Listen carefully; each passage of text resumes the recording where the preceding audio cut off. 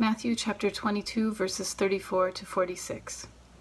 When the Pharisees heard that he had silenced the Sadducees, they gathered together, and one of them, a lawyer, asked him a question to test him. "Teacher, which commandment in the law is the greatest?" He said to him, "You shall love the Lord your God with all your heart, and with all your soul, and with all your mind. This is the greatest and first commandment. And a second is like it. You shall love your neighbor as yourself. On these two commandments hang all the law and the prophets." Jesus has been called the embodiment of love.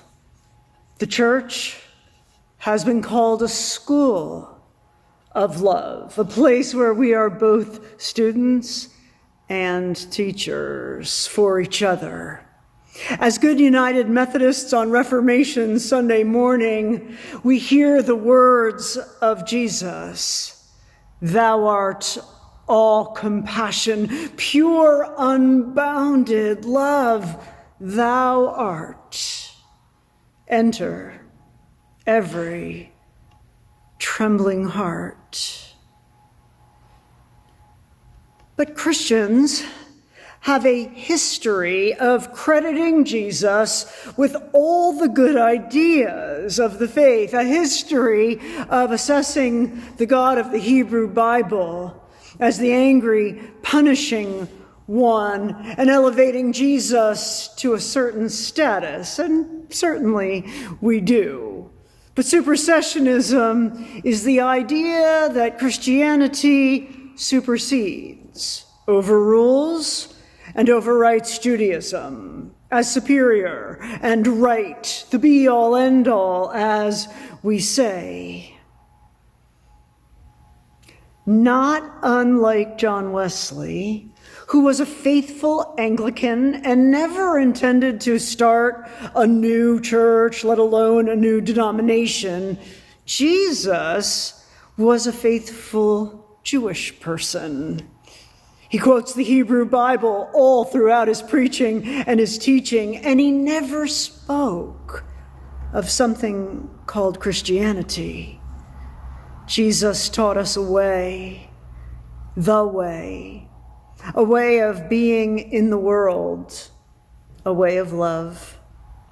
Even on the cross, his final words from the psalmist, and the sign above his head reads, "The King of the Jews."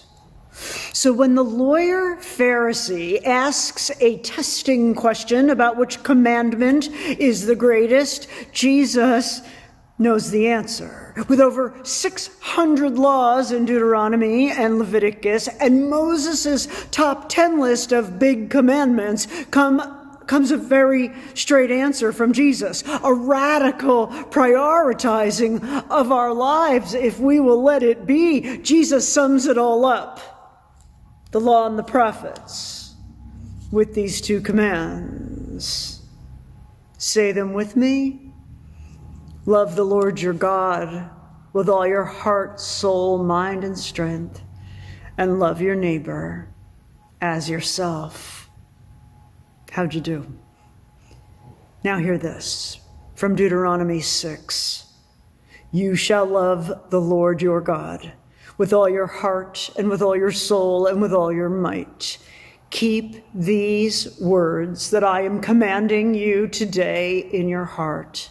Recite them to your children and talk about them while you are at home and when you are away, and when you lie down and when you rise. And from Deuteronomy 10, so now, O Israel, what does the Lord require of you? Only to respect the Lord, your God, to walk in all his ways, to love and to serve the Lord, your God, with all your heart and all your soul, for your own well-being. Walk in this way.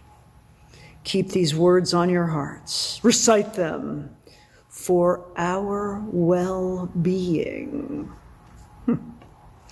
Earlier this month, the week of October 2nd, our Jewish neighbors celebrated Sukkot, the Feast of the Tabernacles, the Festival of Booths. When serving in Highland Park, I worked with the Interfaith Clergy Association, and my favorite rabbi, Rabbi Debbie, taught us about their celebration. After the high holidays, the New Year, and their Day of Atonement, they move out of their homes and into their home-crafted Sukkot, where through the slat of the woven roof, the sky can be seen and rain can come down. A celebration of harvest and hospitality, of home and hearth, the gifts, and the dwelling place of God. Some of the symbols of Sukkot are the palm, myrtle, and willow branches, symbols of our backbone, eyes, and lips. All that can be either or both source of our problems, backbone, eyes, and lips, or give praise and love to God. The symbols are shaken all around, to the north, to the south, to the east, and to the west, because that's where God is. Like Advent, when we begin again our Christian story year after year, the ritual of Sukkot in the synagogue comes with an unrolling of the entire scroll, and the readings move from the end of Deuteronomy to Genesis, reminding them of the circle of life. And on this Reformation Sunday, in the midst of so much division, a return to our shared roots of blessing all the nations feels appropriate to me. We show love when we worship, but I am preaching to the choir, aren't I? And God is worthy of our worship, online, outside, or inside, morning, noon, or middle of the night. But we spend more time on our smartphones than we do in our scriptures. Facebook, Instagram, Solitaire, Sudoku, and Minecraft, and news feeds. We spend more time on our computers, in emails and emojis, than we do replying to God. We spend more time, not always by choice, in the noise rather than the silence, where we cultivate the conditions that are necessary to hear God's voice speak to us. Trusting in political chaos, trusting in the midst of political chaos.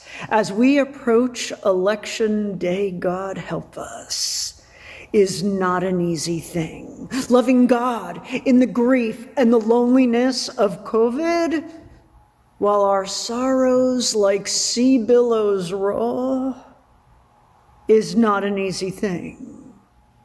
Making time for God, attending to God, thinking about God, meditating on God, praying to God, being in conscious contact with God must be intentional for the living of these days.